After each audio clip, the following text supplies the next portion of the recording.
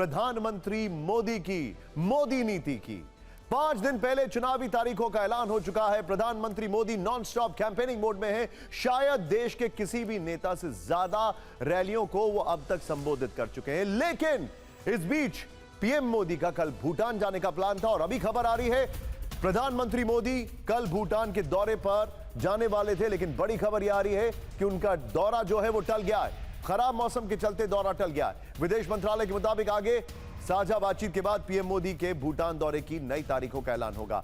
मनीष हमारे साथ है। मनीष, जानकारी दीजिए। बिल्कुल, देखिए, तमाम चुनावी व्यस्तताओं के बावजूद प्रधानमंत्री नरेंद्र मोदी 21-22 मार्च यानी 2 दिन के भूटान दौरे पर कल जाने वाले थे।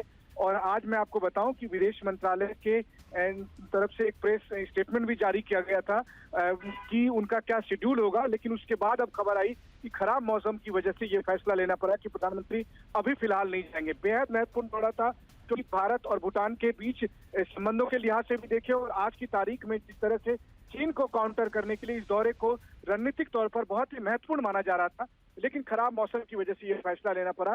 जब प्रधानमंत्री नरेंद्र मोदी अब आने वाले दिनों में भूटान का दौरा करेंगे, लेकिन कल होने वाला उनका दौरा कैंसिल हो गया है और उसका रीजन विदेश मंत्रालय की तरफ से आधिकारिक तौर पर खराब मौसम ही बताया गया। वहीं दूसरी तरफ अगर आप देखें तो जिस तरीके से आपने भी बताया कि प्रधानमंत्री का शेड्यूल कितना बिजी था, लेकिन इस बिजी शेड्यूल के बीच में उन्होंने भूटान दौरा करने का फैसला किया था। मनीष, आपको रोकूंगा मैं। पिछले हफ्ते 14 से 18 मार्च के बीच भूटान के पीएम शेरिंग टोब्गे ने भारत का दौरा किया था।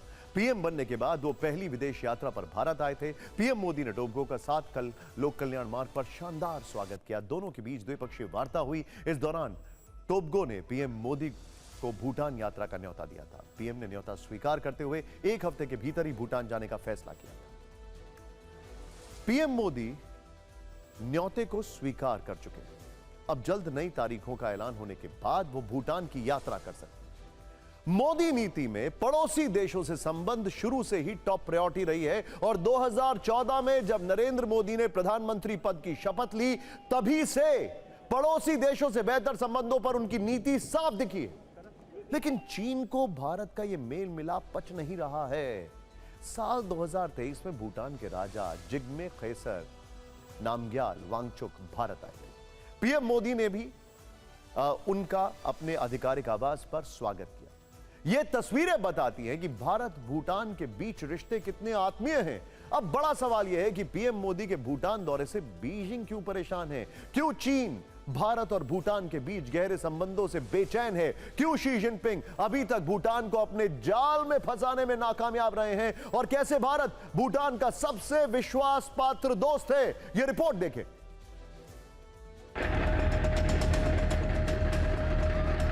करीब 2 महीने पहले अमेरिका की मैक्सार टेक्नोलॉजी ने सैटेलाइट तस्वीरें जारी की थी। तस्वीरों में पेउल खेनपाजोंग की शाही परिवार से जुड़ी जमीन पर पिछले 3 सालों में हुआ चीनी निर्माण दिखाया गया था।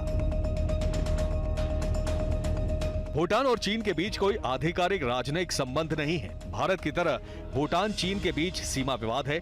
इसे लेकर पिछले कुछ समय से बीजिंग भूटान पर कई तरह के दबाव बना रहा है। भूटान के पूर्व प्रधानमंत्री लोटे शेरिंग ने चुनाव से ठीक पहले चीन के साथ सीमा विवाद को सुलझाने की पहल करके सबको चौंका दिया था। खबरों की माने तो भूटान के तत्कालीन प्रधानमंत्री चीन के साथ जमीन को अदला बदली करने के भी पक्षधर थे। भारत की इस पर पैनी नजर बनी हुई थी। भूटान में चुनाव के बाद सरकार बदली तो शेरिंग तोब्गे सत्ता में आए। तोब्गे का भारत के प्रति झुकाव रहा है। मनीष झा, TV9 भारतवर्ष। भारत चीन को घेरने के लिए भूटान नीति पर चल रहा है और रूस यूक्रेन युद्ध रोकने के लिए युद्ध का नहीं बुद्ध का संदेश दे रहा है। यह हम आपको दिखाने वाले हैं, सोचिए जरा। लेकिन उससे पहले सामरिक रणनीतिक रूप से भारत के लिए भूटान क्यों जरूरी है, अब वो समझते हैं। भूटान चीन के साथ 400 किलोमीटर से अधिक लंबी सीमा साझा करता है। भूटान और चीन के बीच 2 इलाकों को लेकर ज्यादा विवाद। इनमें से एक भारत चीन भूटान ट्राई जंक्शन के बीच 269 वर्ग किलोमीटर का इलाका है।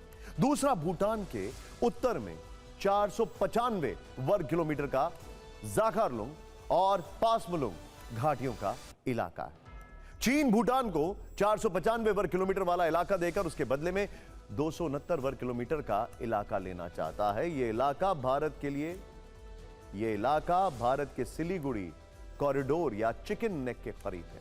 ऐसे में अगर चीन सिलीगुड़ी कॉरिडोर के करीब आता है तो यह भारत के लिए बहुत चिंता का विषय है, क्योंकि यह पूर्वोत्तर राज्यों से कनेक्टिविटी के लिए खतरा बन सकता है और एक बड़ी सामरिक चुनौती पैदा कर सकता है। यह आपने देखा, भारत की पड़ोसी देशों वाली एक्ट ईस्ट पॉलिसी में भूटान सबसे ऊपर था। भारत और भूटान के बीच न केवल सदियों पुराना रिश्ता है, बल्कि भारत भूटान का संरक्षक राष्ट्र है।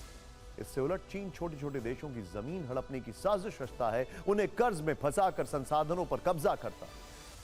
भूटान के ऊपर किसी भी तरह के सामरिक संकट से सुरक्षा की जिम्मेदारी भारत की है। साल 2017 में डोकलाम संकट के समय भारतीय सैनिक ने भूटान की जमीन हड़पने की चीनी मंसूबों पर पानी फेर दिया। भारत भूटान की 13वीं पंचवर्षीय योजना के लिए समर्थन बढ़ाने पर विचार कर रहा है। भूटान की तरक्की के लिए भारत ने पिछले 5 साल में 5,000 करोड़ रुपए की आर्थिक मदद दी है। भूटान नरेश की तरफ से भूटानी युवाओं के स्किल डेवलपमेंट के लिए भी भारत ने 1500 करोड़ की वित्तीय मदद का ऐलान किया है। ऊर्जा सुरक्षा के लिए भारत की मदद से भूटान में कई हाइड्रो प्रोजेक्ट के अलावा विभिन्न इंफ्रास्ट्रक्चर प्रोजेक्ट्स भी किए जा रहे हैं। अब जो खबर हम आपको दिखाने वाले हैं वो बहुत बड़ी है। क्या आप जानते हैं कि प्रधानमंत्री मोदी ने आज 2 मुल्क जिसमें बहुत भयंकर युद्ध छिड़ा है, उन दोनों के राष्ट्राध्यक्षों से बात की है।